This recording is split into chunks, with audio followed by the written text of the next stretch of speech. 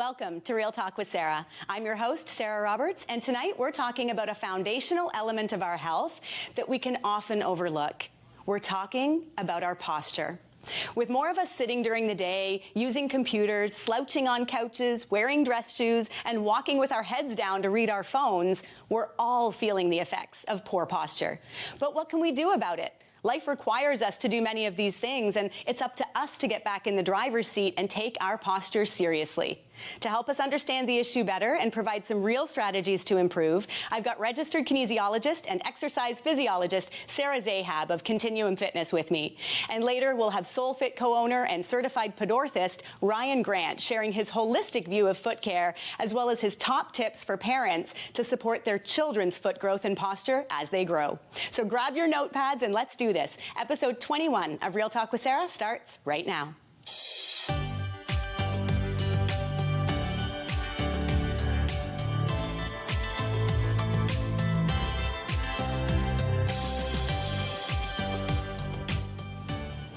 Our posture is a key piece of our health story. How we hold our bodies says a lot about who we are and how we are functioning mentally, emotionally, and physically. As with everything in life, awareness is the first step. Here to help us raise our awareness and understand the impact and importance of our posture is registered kinesiologist Sarah Zahab. Welcome back, Sarah. Thanks for having me, Sarah. So happy to have you back with us. So great to be here. Thank you. Tell me, why is focusing on our posture or having good posture so important? Posture is so key in our day-to-day lives. So many people are experiencing pain, discomfort, low back pain, neck pain, and a lot of times this pain can be attributed to poor alignment and poor posture. So those easy, tricks to fix our posture, those strategies to think about improving our posture can have really positive benefits on our pain and our, how comfortable we are in our day-to-day lives. Yeah, that makes sense. So tell us, is there sort of one overarching definition of what is good posture? So if we're looking from the side, from a side view, we ideally want to have a few of those, our structures all lined up. So we want to see the ear, the shoulder, the hip, the knee, and the ankle all falling through the exact same line. So if we have that image of our plumb line, what we call a plumb line, ideally we want the ear, the shoulder, the hip, the knee, and the ankle to fall straight through that line. So if you have a forward head posture, you're going to see that the ear is not aligned with the shoulder. And if the hips are sort of out of alignment, we're missing those, things sort of fall out of that alignment or that ideal line.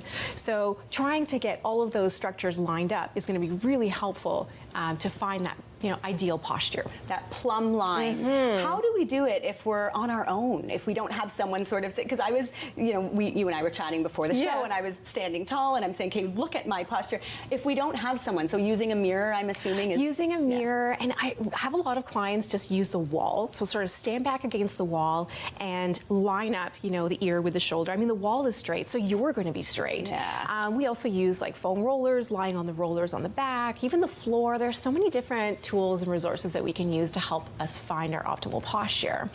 But I think it gets a little overwhelming when we look at that line and go, okay, my ear's out, my shoulder's out, my hips are out, and ideally, you really want to think about just focusing on one postural element at a time. That's such a good point. You don't want to think about like head, shoulders, hips, knees. Like it just gets to be overwhelming. Totally. And you sort of kind of, it gets to be a little too much.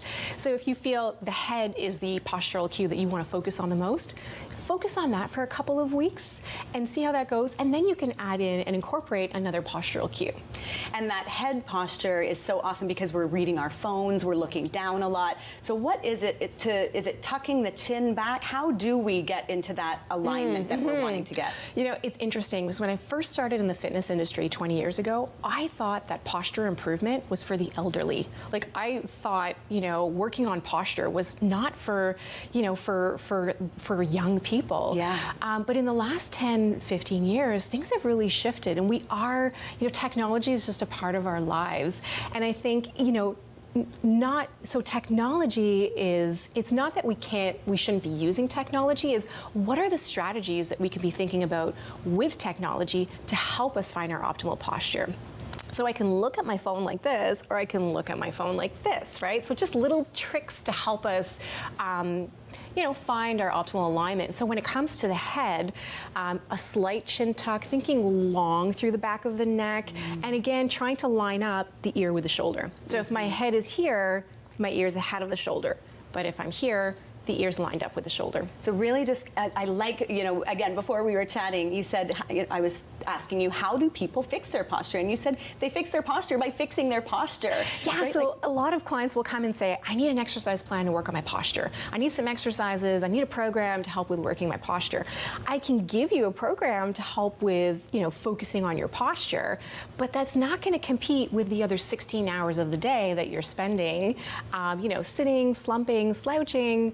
The best way to fix your posture is to pay attention, be mindful, and fix your posture. I think awareness is always the first step with everything. So we're just deciding that during the day, maybe we're at the office and we're just maybe setting an alarm on our phone, maybe to check our posture. Are these do you have strategies? Yeah, that you I think suggest? those reminders are really key. There's apps. There's on the computer you can set up little reminders to come off every hour. Sticky notes, whatever strategy works best for you. But I like to use things that you do on a daily basis. So, for example, when you get into the car, set your rearview mirror up with good posture, and then you're not allowed to touch the rearview mirror. If you're slouching and you're looking, you have to have good posture to be able to see in the rearview mirror. Oh, that's such a good tip. So you get in the car, you make sure that you're sitting at really good posture, set that mirror, and then you're not allowed to touch it. You have to adjust your posture. Right. Yeah, when you brush your teeth, a lot of people will get them to stand on one leg, work on the balance, work on your posture. Something that you do on a daily basis, because it's really about that awareness and that reinforcement every day, being mindful and aware. So we were talking a bit about the head posture. I know we have a picture of a skeleton where it's showing the weight of the head. So it's up on the screen now. Tell us about this. So it's interesting. The further forward your head is out of alignment, the more pressure, strain there is on the neck and surrounding musculature. So you see how the more forward your head moves, the more pressure and strain, the heavier the head sort of weighs, right? When we're in perfect alignment, there's the least amount of strain on the body, on the tissues. And so the head, I think, is a great place for people to start. It's a really interesting visual, I think a really important visual for people to see. Oh my gosh. So you're saying that it goes from a 10 to 12 pound head, which is the weight of our head. Exactly. And it can essentially, because of the way that we're holding our head, it can become a 60-pound head. That's it. Think about if you're holding like a 5-pound weight right next to your body, if it's just sort of hanging down, it feels like 5 pounds. Yeah. But if you were to hold it out here for a long period of time, increasing that lever puts a lot of strain on the where you're the fulcrum, where you're holding things. Yeah. And so, the head is a great place to start when it comes to alignment and posture, because I think that is the place where we lose, especially with phones and technology, where we lose our optimal alignment. And we're talking phones, and then you said and technology. I'm even thinking I see a lot of this. I see a lot of people on computers, but neck is literally jutted out this way. So that's the same. Same thing, and a lot of times it's an easy fix. Most people have to bring their screen a little higher. Most people have a screen that's too low, or maybe they're a little too far away, or maybe their font isn't large enough. And again, having those daily reminders too, like maybe every hour something pops up. Posture check. You roll your shoulders back, you bring your head back. Before you start your workday, thinking about taking a deep breath, setting yourself up in good posture, and then on with your day. Every time you're on the phone, maybe that's your posture check. Every time you get up and sit back down, think about getting the head back. And it's, we can work on exercises to help strengthen those muscles to keep the head back. Those are some other strategies that we can use as well. But yeah. It's so awesome to think that this structure that we carry around, we don't always think about it. We just walk around the world, we don't think about it. And it takes sometimes working with an exercise physiologist or kinesiologist like you that can really look at us and say, you are not in balance. And the difference between being in good balance and in that proper alignment versus not, the health impacts are huge. Yeah, and I think if you're unsure, checking with a professional is always a great idea. Someone who can assess your posture, and also looking at, the muscles, checking for muscle imbalances. And some sometimes, we're really tight in through the back of the neck and through the shoulders and weak in through the muscles that bring our head back. And so it could be an easy fix, releasing, stretching the tight neck muscles, and then working on some chin retractions, some head retractions to work on strengthening the deep neck flexors, the muscles that help to hold the head in that optimal position. We're talking a lot about the head. Is that really, head, shoulders is really where you see most of these postural imbalances, or can it be anywhere in the body? It can really be anywhere, and oftentimes we see, the ribs and hips out of alignment. We didn't really see that in our plumb line, but having the ribs positioned right over the hips, the pelvis, is another really important cue. Sometimes think about the mom holding the baby, sort of juts the ribs forward, or, when we're a little bit tired, we sort of arch our low back. When the ribs are out of alignment with the hips, we lose the ability to contract the deep core musculature optimally. So the transverse abdominis, which is a really deep core muscle that's really key for spinal stabilization and back support, fires only when the diaphragm is positioned directly over the pelvic floor. So when your ribs are right over your hips, the muscle in between the transverse, your core muscle, fires well. When it's out of alignment, it's a lot more challenging to wake up those muscles. Man, once again, why working with someone like you is so powerful, because these are things that we don't see. We don't realize something in our life that, we're walking around the world and we might be in pain, but we don't realize why. And so again, I just think. But oftentimes it's just an easy fix, right? Shifting the ribs back, shifting the head back, bringing the shoulders open and down. Now, we say an easy fix.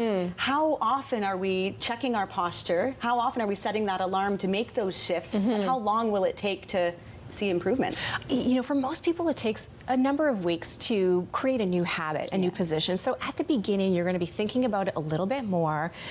Usually around the 6-week mark, we notice that, the alarm's coming off and you're already in that perfect posture. It doesn't take, it just takes a little bit of practice at the beginning. But if you're consistent with it, the consistency is really key. I think with anything, consistency is always the key, right? We can't expect to completely change our whole entire life by taking a pill or by doing this thing for 2 days or whatever else. I think we all want the quick fix, but that's just not realistic. So I know after the break, we've got lots of really fun things, some videos and all sorts of cool things we're going to see from Sarah. So after the break, we're going to look at some exercises to improve our posture. Back in a moment.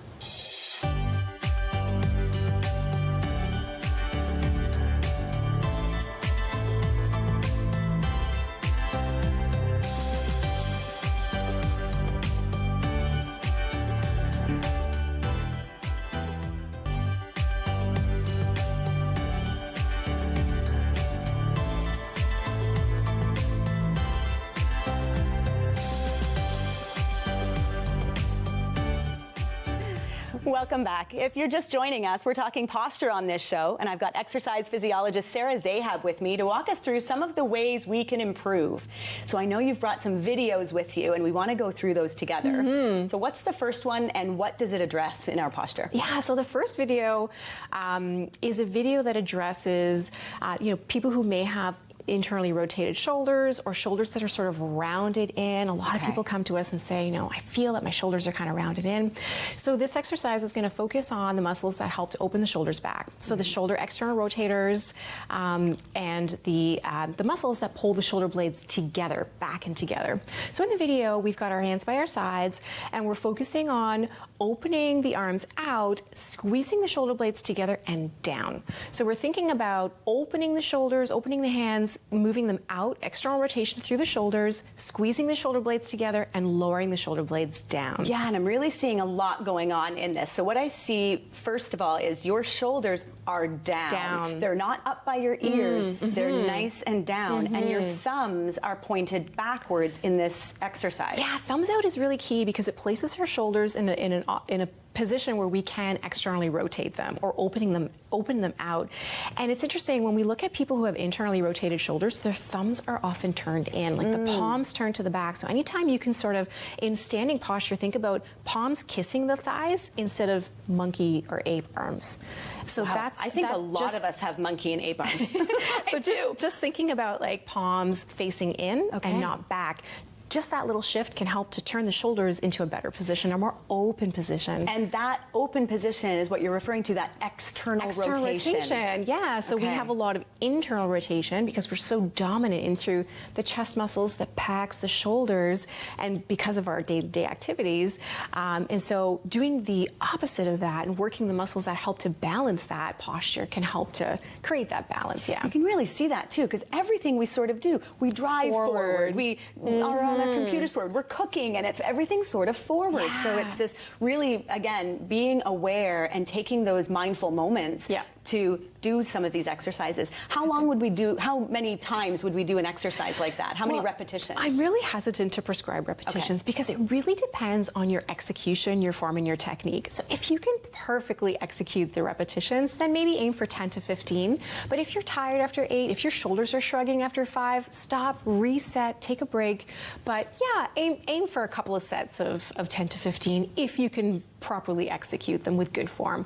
So you should be feeling the muscles in between the shoulder blades, below the shoulder blades, and maybe a little stretch in through the pecs. So no strain or no tension in through the neck and shoulders. So no strain, no tension, but you are gonna feel that. I practiced those when you sent me the videos, and so I did those. I felt those. Yeah. So I think for some people, they feel like if they're feeling it, then is there, is that pain? So you don't want to feel like the neck up here, because that's a sign that you're shrugging the shoulders up instead of pushing them, pulling them down. So yeah, you do want to be feeling in between the shoulder blades and below the shoulder blades for sure. Gotcha. All right, so what's the next exercise? The next exercise, I love using the wall. This is called a wall snow angel, and I love using the wall because it helps us to find our optimal head, neck, shoulder alignment. If you can get your head back to touch the wall, then you've got straight posture. Notice I'm not jutting the chin up. That's extending through the neck, the cervical spine. You do want to have the chin parallel to the floor. So get your head back to the wall if you can keep your chin parallel, and that allows you to work on those head retractors, those muscles that the neck flexors that help to bring your head back. So now in this exercise, we're bringing the arms up. Yep. But as we bring the arms up, we're pulling the shoulder blades down. So it's working multiple things. We're getting the muscles that help to pull the shoulder blades down, the lower trap muscles. Many of us are dominant in through the upper trap muscles. We shrug the shoulders a lot.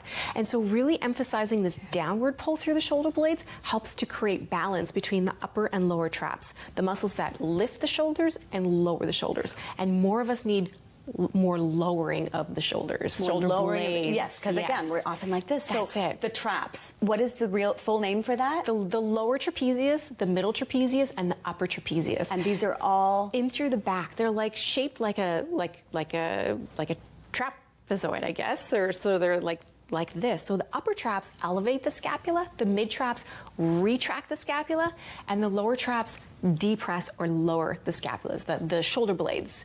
And so, oftentimes we have one area overworking and another area underworking. So creating that balance between those muscles can be really helpful in decreasing tension in through the shoulder blades. And I use the wall to help get the head in optimal alignment. So we sneak in those neck flexors and those muscles that pull work on getting the head into its optimal position as well. So you work with people that their head is so far forward that they can't get their head to touch the wall without lifting their chin up. So I would say like 40% of the people that I work with cannot get their head to touch the wall. So this might be a fun little test for your viewers to try and stand back against the wall. So in the video, we're aiming to get the hips, shoulders, and head to touch the wall. So the hips, the shoulders, and the back of the head are touching the wall. How is our feet positioned? Are our knees bent? Are we away from the wall, or are we right against the wall? So the feet are a little bit away from the wall, and the knees are slightly bent, and that's just to support the lower back a little bit as well. So in this exercise, you can definitely move the feet forward and bend the knees for sure. And I noticed that your snow angel, you don't go very high with your arms, and that's because you need to keep your shoulders touching the wall and down. So definitely a progression would be to bring the arms up higher, but I purposefully start off very slow and very small so that we can control the movement, really focus on what muscles are being used, and we should feel this in and around the shoulder blades, again, not in through the neck up here, really focusing on that downward pull. But definitely you can increase the range if you can maintain the contact points. The contact points and the downward pulling of the shoulder blades. It's almost like a tug of war. Arms go up, shoulder blades pull down. Oh, wow. So it's really, like you say, that tug of war. So you're pulling the shoulders down while raising up, and that's why you're only able to get that small range of motion. Because most people, when they bring their arms up, their shoulders come up. Exactly. So trying to dissociate between the two. These are great exercises. Oh, awesome. What's the third one? So the third one is called a T-spine extension. And so we can do this numerous ways. We sometimes use it with a ball, with a foam roller. I'm using it here with a chair. Really easy and very accessible. I've rolled up a towel and I just placed the towel just in the mid-back area. And this is very helpful for a common postural imbalance called thoracic kyphosis. And thoracic kyphosis is when you have that sort of hunch back. When you're sort of rounded forward in through the whole rib cage, the whole thoracic spine is sort of tipped forward. And so what we're doing in this exercise is focusing on just extending or reaching back through the T-spine, through where the ribs are. And so you want to picture having a grapefruit between your chin and your chest so that you don't lose your grapefruit when you go back, because we're not extending the neck, we're just extending through the rib cage. It's a very subtle, very small movement. It really, I'm watching the video right now with the rest of the viewers, and I'm just seeing this tiny little movement that feels like it, not a lot is going on, but a lot is going on. A lot is going on. And think about doing the opposite of slouching or hunching forward. So we're really trying to move into that extension through the thoracic spine. And I say thoracic spine, it's just really through the rib cage. So we're not arching the back, so you can hold the core in tight to help prevent arching the back.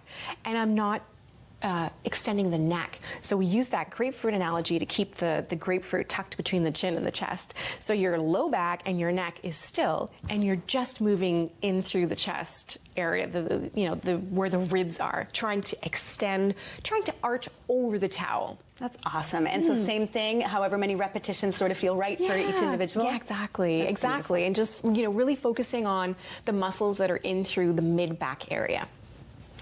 All right. Does that help, by the way, with that last one, with people that have a hunchback? Exactly, it will. It will. So if people are like hunched forward a little bit, this exercise works the muscles that help to bring, and in through the thoracic spine, we have the natural curves in through the thoracic spine. We want those natural curves, but the hunchback or the thoracic kyphosis is an excessive curve in through that, an excessive hunch or an excessive rounding. So reaching back is going to help to create a little more balance and allow you to get ears, shoulders, hips, knees, ankles all lined up, and ribs over hips.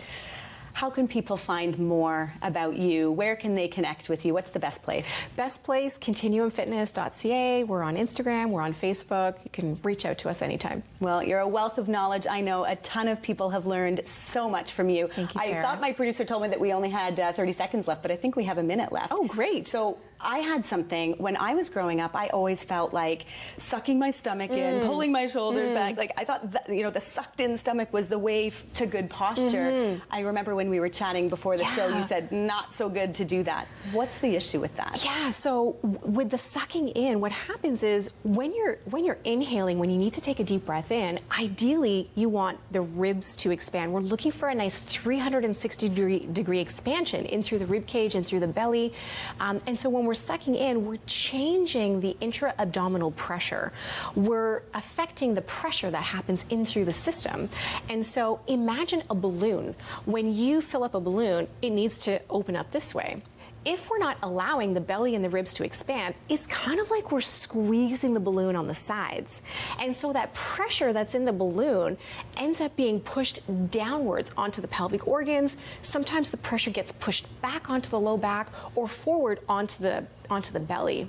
And so this change in pressure is really difficult to, deep breath, expand the ribs, expand the belly. Yes. Don't worry about sucking the belly Stop in. sucking in the belly. I love it. Thank you so much Thanks, for being Sarah. here, Sarah. Thank you. You're amazing. I always learn so much from you. After the break, I'll have Ryan Grant from SoulFit with me. Back in a moment.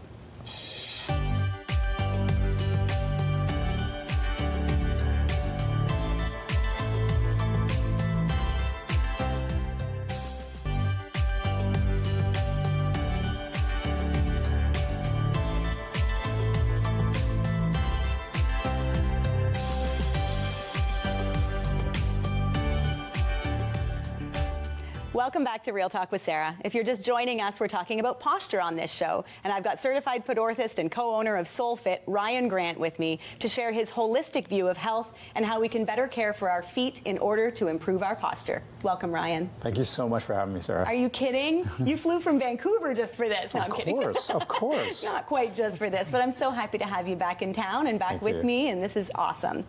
Here's the thing. The reason why I think so highly of you is because I came to see you when my family doctor referred me because I was having issues with my knee and with my foot, and I was in pain. And so I came to see you, and we sat down for what seems like 2 hours. I don't know if it was that long, but it seemed like such a long appointment.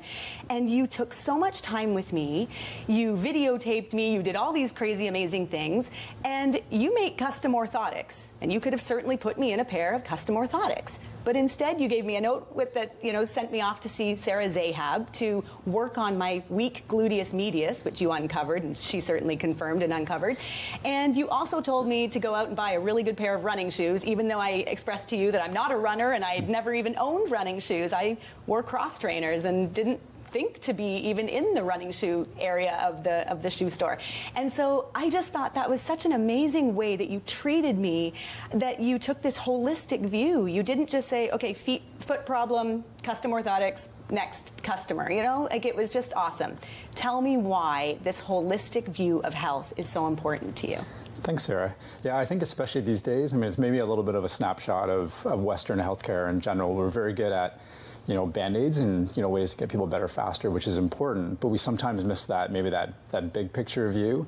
And also where collaboration between healthcare teams becomes so much more important, where I do find sometimes the problem with specialists, even though I'm a specialist, is if we narrow down the view too much and only focus on the area that we're specialists with, we oftentimes do miss the source. Yeah. So that's where we work so closely with people like Sarah Zahab, who's amazing, and other practitioners in the area to be able to say, okay, we're going to do our specialty really well.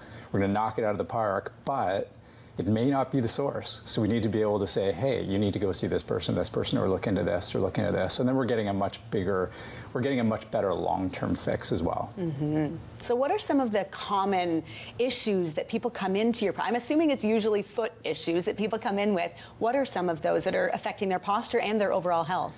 Yeah, you know what, I would say probably on our end, it was much more when we talk a little bit later about just overall function and getting our feet more engaged. Where I'd say posture is probably affected the most in our realm is just dealing with pain and compensatory patterns. So if someone has a sore foot, you're going to avoid that sore foot. You're going to walk a little bit differently. Yeah. So again, where we're looking at, okay, how can we find ways in the short term to get someone out of pain?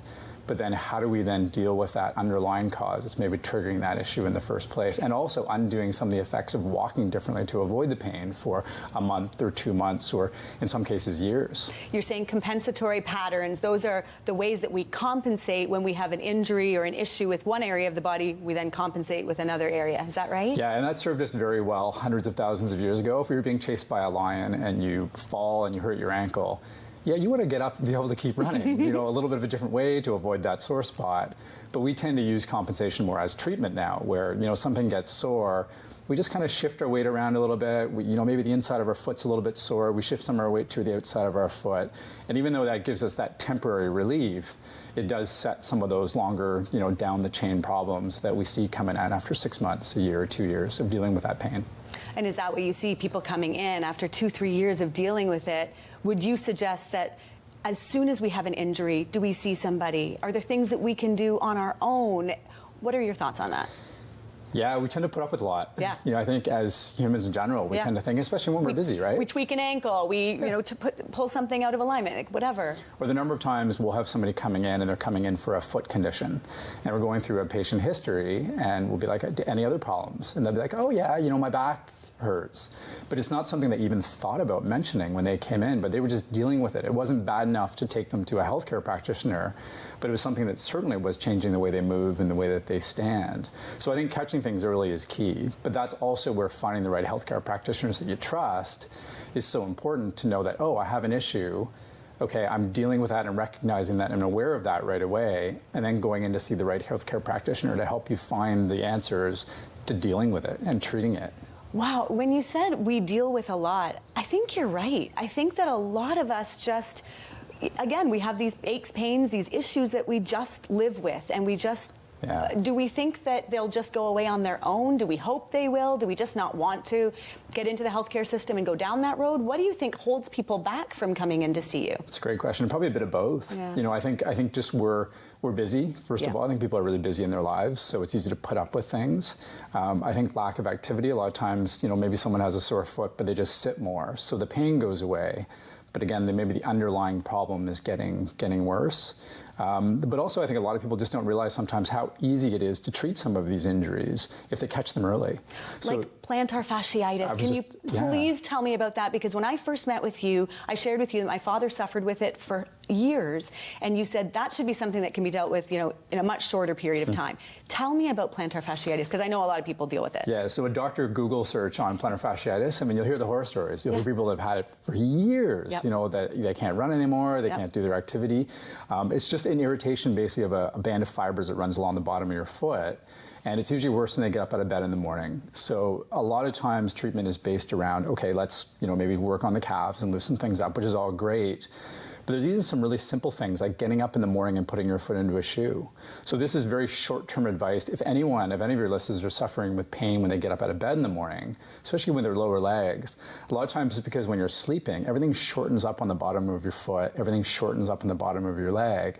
So if that's been irritated before, you stand up out of bed in the morning and all of a sudden you lengthen those tissues with one step, it can re-tear.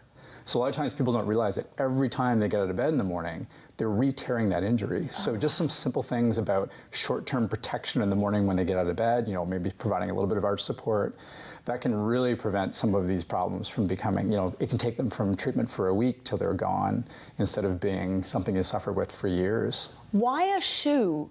Why does a shoe keep the fibers short? Or explain so if your foot's in a plantar flex position when you're sleeping, so if your foot's angled down, everything is shortened up on the back of your leg. So if you wake up in the morning and that person maybe massages out their foot and then puts their foot into something that keeps your heel elevated, it prevents that first step of you pulling on the area and tearing. So it prevents that early morning re-tear. Because a lot of people will shuffle around for the first 5 or 10 minutes in the morning, and it really hurts when they get out of bed. But 5 or 10 minutes later, it starts to feel better. So they think, oh, walking around's helping. It is because it's warming up, but they've already torn it by the first step out of bed. Wow, and when you're saying a shoe, you're not saying a high heel shoe or anything, you're just saying a running shoe. Something with a bit of an elevated heel. With a bit of an elevated heel. Yeah, and a little bit of arch support. So same idea is that if your foot hasn't been weight bearing, obviously the 6 to 8 hours that you're sleeping, that first step out of bed is not going from a non-weight bearing position to a full arch, maybe dropping and pulling and potentially re-tearing. It's supported for those first couple steps. But that again would only be maybe a short-term thing that we'd use, especially if you catch it early. That might just be something you need to do for a week. And let's talk about that. So what are your thoughts on short-term versus long-term health? Yeah, and that's, you know, like I think I said earlier, is, you know, we're very, very good with the short-term stuff. Yeah. So kind of like with an orthotic. Orthotics are wonderful tools and wonderful ways to unload and protect and get people better faster, especially when they're suffering with foot issues. But ideally, we don't use them forever. And that's amazing. I think everyone that gets custom orthotics, or at least the people I know, they believe that once they're in an orthotic, they're going to be always in an orthotic. Yeah, we're humans. So, you know, ancestrally speaking, we're meant to be barefoot. We do our best when we're barefoot. However, we're also, as humans, not meant to sit all day. You know, we're not meant to have been wearing, you know, big, thick shoes from a very early age. So I think unless we're treating some of those underlying causes, yeah, going barefoot can be difficult initially. But in my mind, it should always be something, almost always something we're working towards to improve function overall. So, you know, ideally we have someone coming in if they're suffering from something like plantar fasciitis. Absolutely. Putting some arch support in, unloading the plantar fascia, giving them some relief. So again, they're not getting into those compensatory patterns. But then treating underlying cause, seeing someone like a Sarah Zahab, seeing a therapist to loosen things up. And then once they're better and they've treated underlying cause, let's take those orthotics out and let's start working on our function again. So and barefoot. Yeah, barefoot or close to it. Yeah, absolutely. Like getting those feet engaged. We have so many little nerve endings on our feet, you know, and even based on posture, you know, a lot of our balance is based on what those nerve endings are picking up on the bottom of our feet and sending off to our brain. So if we always have a big piece of padding beneath our foot, those things start to shut down. So we need to be barefoot as often as possible? And pain's the guide. Okay. So, you know, I think where the message can be missed a little bit is someone hears, well, barefoot's better. But if they don't have the infrastructure yet, if they don't have the strength, if they don't have the mobility yet, if they went barefoot for half a day, they might be really sore. Most people probably would. So maybe it's small amounts. Maybe we start someone with 5 minutes a day. But I think the push to maybe get people in the back of their head to be thinking more of barefoot as the long-term goal. So many people coming to see me, especially, they come in and they're wearing their shoes all the time. They're like, I'm always in my orthotics. I'm always wearing my shoes, thinking I'm going to be, good job. Where maybe they need to be there now, and they probably do. But our education is oftentimes to say, you need it now. But let's look at maybe getting your function a little bit better. What if you want to go down south and walk barefoot on sand for 5 minutes? Well, you need to have some foot strength to do that. So for a lot of people, maybe starting with 5 minutes barefoot around the house, standing on one foot when you're brushing your teeth, get those nerve endings firing. That's always going to be better long term if your feet are working a little bit better. Whether it's on carpet, hardwood, regular flooring, doesn't matter? Absolutely. Fantastic. Yeah. Barefoot. Let's do it. After the break, Ryan is going to share his thoughts on foot health for our children. Back in a moment.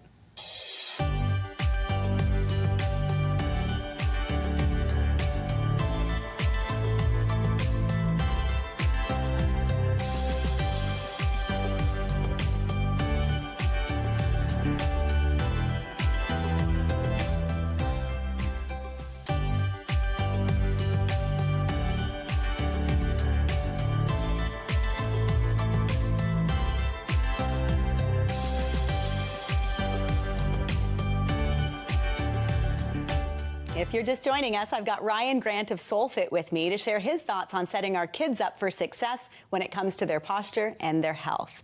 So let's talk about the kids. Yes. What do you sort of see either out in the world or in your practice, parents that are allowing their kids to do or that are happening with the kids' feet? Do you cringe ever with anything that's happening? Yeah, and I think it's interesting how a lot of it's, as with all parents pretty much, it's always with good intentions, but I think there's so much stuff that just becomes dogmatic within the Western healthcare system in terms of, and I think kids' footwear and treatment of kids' feet is one of those that we tend to think that more protection is better.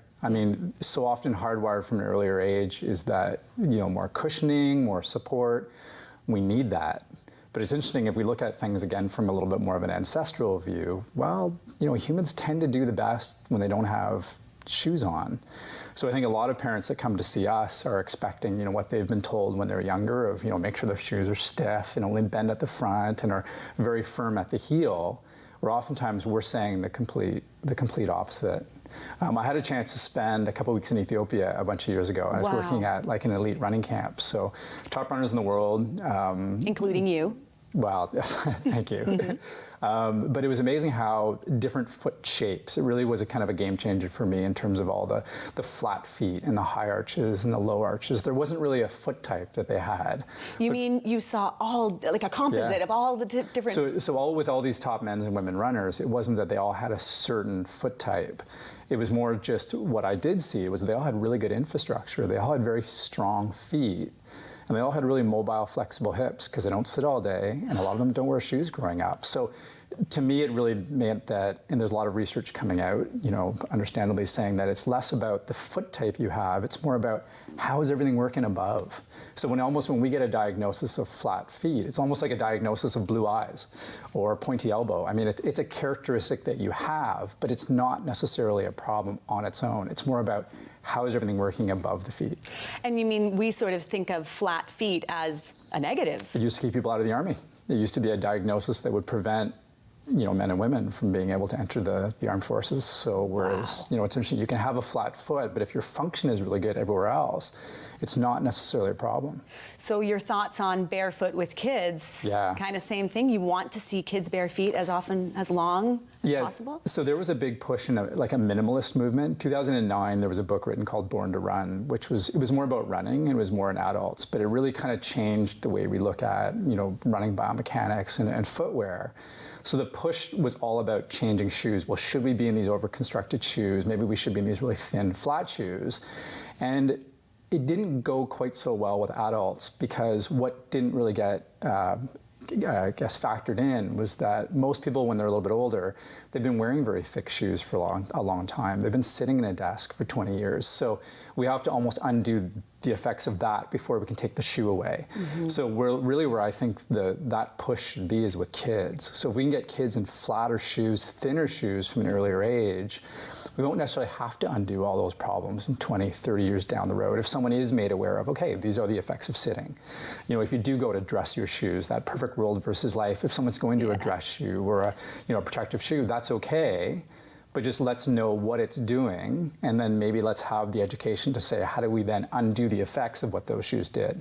And with kids, that's even more important. So we push really hard to get kids into flatter shoes. So almost the opposite of what most parents have been told. So we want them flexible. We want them, bend them into a ball. The closer you can get to barefoot, the better. And then where we'd want to maybe intervene if there's an injury. So I never want a child to be in pain and be barefoot just for the sake of being barefoot.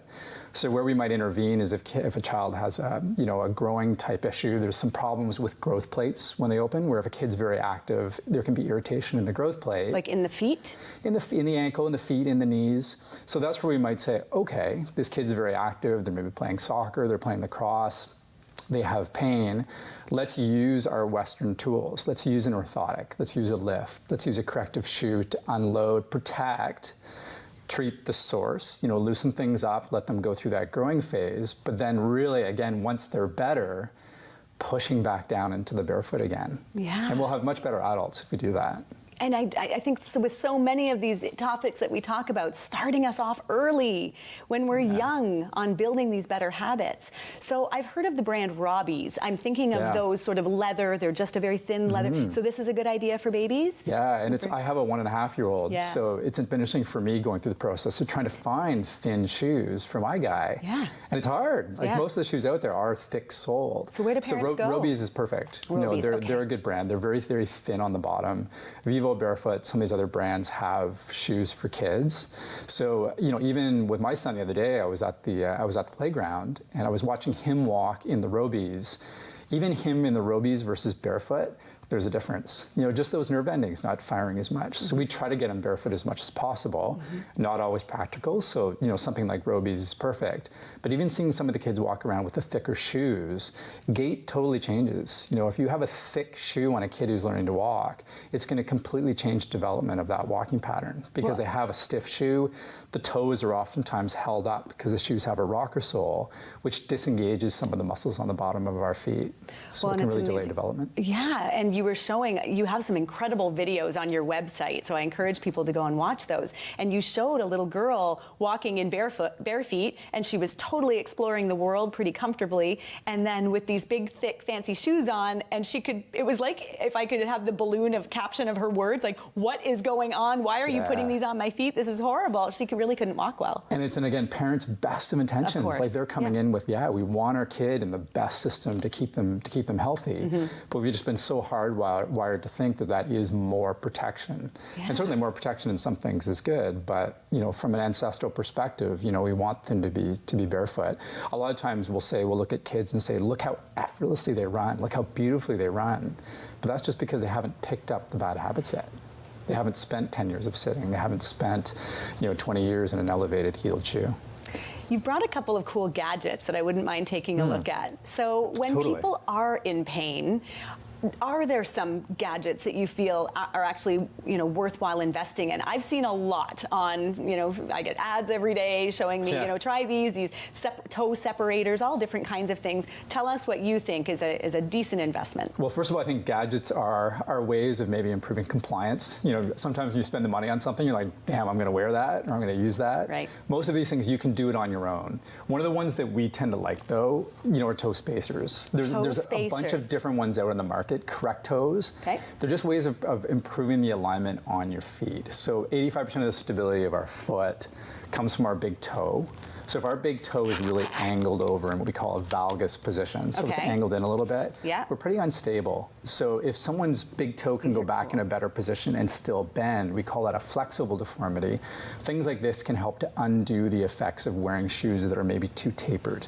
Okay. And most shoes that we wear are too tapered. So to maybe have this on in the evening to undo and stretch out some of those ligaments and put your toe into a better position. So how would that can this, certainly help. so we stretch this and then just toes go right through here? No, it just faces all the toes. So the toe, if you look at a baby's feet, like Yes. a baby's feet are always splayed. So we basically have 3 main points of contact. We have the base of the fifth toe, base of the first toe, and the heel. Okay. But most people don't have that position anymore because the toes have been squished for so many years. So a child with well-aligned feet or an adult who'd worn proper shoes all their life, they don't need these. But someone who is finding that, hey, I'm really looking at improving the alignment and the spacing between my toes, things like this can help. And then another kind of neat one, and this looks like a little thing out of Star Trek or something. It looks like what the police catch us on when we're speeding. Totally, speed radar, absolutely. Yeah.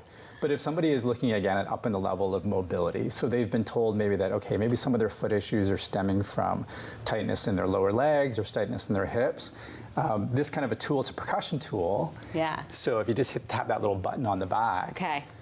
it's like a self-massager. Oh, wow. So it's a $500 tool. Does everybody need to spend $500 to work I on hope their not. mobility? Absolutely But not. this is hardcore. Very hardcore. This is amazing. And there's so many kind of neat tools out there to. Oh my God. It's pretty intense. Pretty intense. Pretty intense. I love it. But it's nice now that I think there's getting to be more ways for people to up the level for improving their health. We don't need these things to look at the baseline, but if someone's like, wow, that's really an avenue that I'd like to pursue a little bit more, man, there's some good information out there. It's a really good time to be a human. It is a good time to be a human. That's one of my favorite quotes. I've quoted you saying that. Tell me how I'm using this crazy radar gun on my body. Basically, it'd just be, kind of self-directed. So if you were using it on your calves, Using it wherever you'd be you've finding got tight pain. spots. It's pretty intuitive. People oftentimes say, well, how do I know how to roll? How do I know how to use things like this? You'll know. Yeah. If you're rolling over a spot and you're like, that's probably a spot that maybe needs a little bit of work. Something you taught me was to roll my foot on a ball, on like a hard, even just a tennis ball or even something harder that you can buy. Yeah. That really helps to. And that's, again, an easy one, opposed to spending $500 on a tool. Right. Get a little ball, put it under your desk at work, and, especially if you're wearing over-constructed shoes, if you've worn heels, all your life, just kind of working on those little muscles on the bottom of your feet. It's a pretty inexpensive tool to get a ball, put it under your desk when you're at work, slip your shoes off, roll your feet out a little bit. Can make a huge difference. It feels so good, and it seems kind of silly, but again, you gave me that exercise, and I thought, okay, so I got one of those little balls, and doing it in the evening, just watching TV or just kind of relaxing, it feels amazing. Well, it's finding those things that people are willing to be compliant with. I mean, I think, and that's where we're all in at one. It's finding those tools that, hey, what are your things that you'll use? What are the things that this person will use? And I think before overcomplicating it and trying to throw in 5 or 10 new things. And then we get overwhelmed and we don't use any of them. Yeah, like Sarah Zahab said before, start with some simple things, find out the things that maybe are the #1 priorities on your list, and focus on that. And that's where you'll see some of the biggest change, and that will oftentimes motivate people to do more. Absolutely. You are a wealth of knowledge. You're amazing. I am so happy to know you. Thank you so much for being here. Where can people find more? Probably easiest on our website is on our blog, so soulfit.ca. We have a series of videos there, including one on kids' shoes, Facebook, Instagram, normal social media handles. Awesome. Well, thank you so much for being here, Ryan. Thanks, Sarah. When we come back, I'll share my final thoughts. Back in a moment.